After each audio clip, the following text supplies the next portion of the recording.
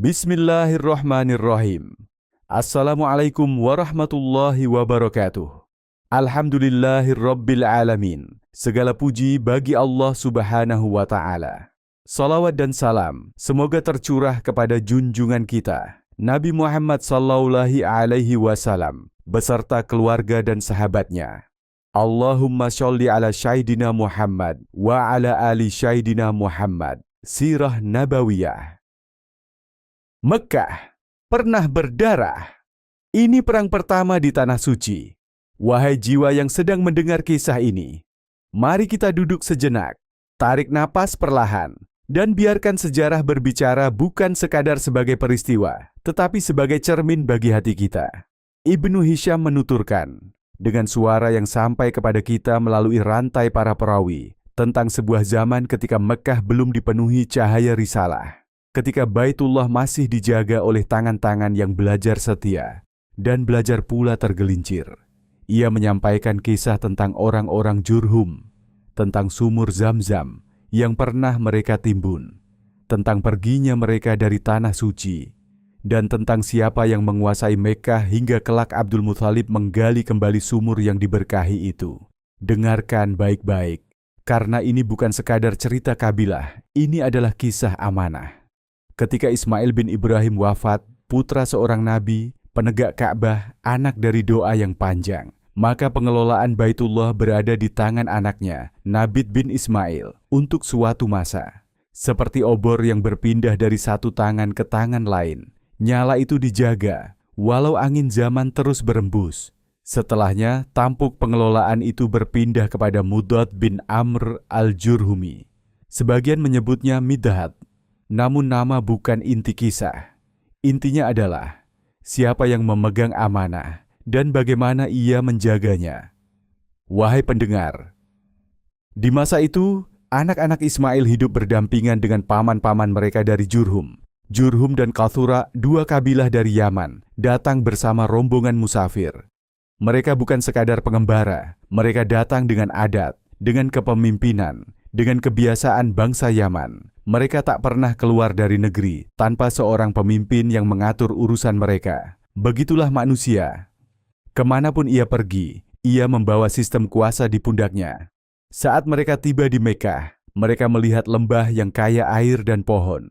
Bayangkanlah, wahai jiwa, lembah tandus yang menjadi tempat turunnya rahmat, air yang memancar di tengah keringnya padang pasir.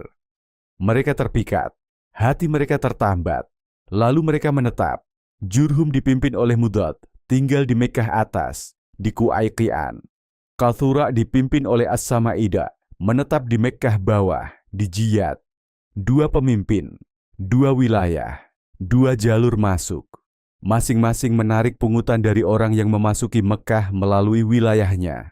Mekah, yang semestinya menjadi rumah bagi tauhid, perlahan disentuh oleh aroma kekuasaan. Dan kekuasaan, wahai sahabatku, selalu menguji. Waktu berlalu, hati berubah, ambisi tumbuh.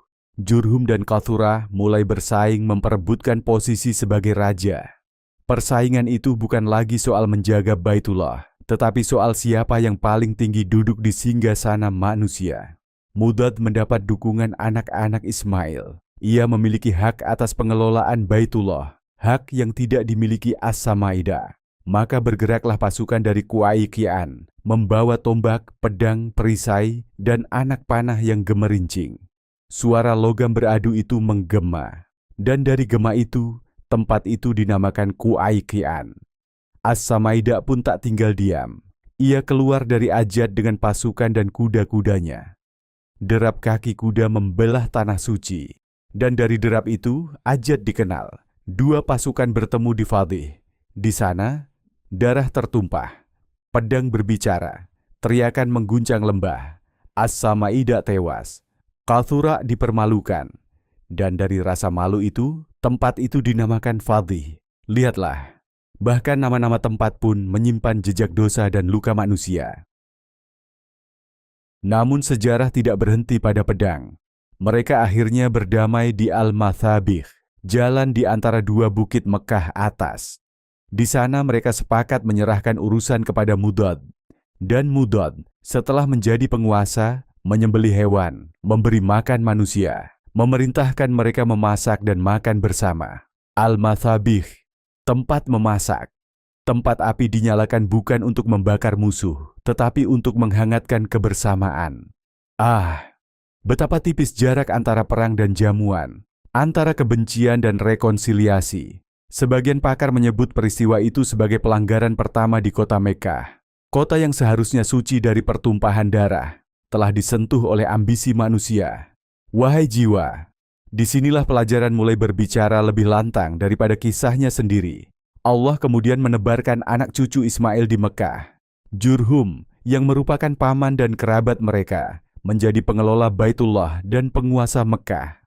Anak-anak Ismail tidak melawan. Mereka memilih menjaga kehormatan kota suci daripada memantik api baru di dalamnya. Kadang menahan diri adalah bentuk jihad yang paling sunyi. Namun waktu terus berjalan. Mekkah terasa sempit bagi anak cucu Ismail. Maka mereka menyebar ke berbagai negeri. Dan setiap kali mereka berperang melawan musuh, Allah menolong mereka karena agama yang mereka pegang. Ingat ini. Bukan karena jumlah mereka, bukan karena senjata mereka, tetapi karena agama mereka. Sejarah ini bukan sekadar tentang Jurhum, Kathura, atau Mudad. Ia adalah cermin bagi kita, tentang amanah yang bisa menjadi cahaya, atau menjadi bara, tentang tanah suci yang bisa dijaga dengan takwa, atau dikotori dengan ambisi, dan kelak. Setelah semua ini, setelah Jurhum menyimpang dan bahkan menimbun sumur Zam-Zam, Allah akan menggerakkan seorang lelaki dari keturunan Ismail Abdul Muthalib untuk menggali kembali mata air yang tersembunyi. Karena rahmat Allah tak pernah benar-benar hilang, ia hanya menunggu hati yang bersih untuk menemukannya kembali. Maka, wahai pendengar, jika hari ini engkau memegang amanah, sekecil apapun, jagalah ia seperti menjaga mata air di tengah padang pasir. Jangan biarkan ia tertimbun oleh kerakusan. Jangan biarkan ia tercemar oleh ambisi. Sebab sejarah Mekkah mengajarkan kita, yang abadi bukanlah kekuasaan. Yang abadi adalah keberkahan. Wallahu a'lam bishawab. Demikian narasi tentang Mekkah. Pernah berdarah. Ini perang pertama di Tanah Suci. Semoga apa yang disampaikan tadi dapat memberi manfaat dan kebaikan bagi kita semua, amin. Semoga Allah Subhanahu wa Ta'ala menuntun kita menuju jalan yang diridhoinya. Akhirul kalam. Wassalamualaikum warahmatullahi wabarakatuh.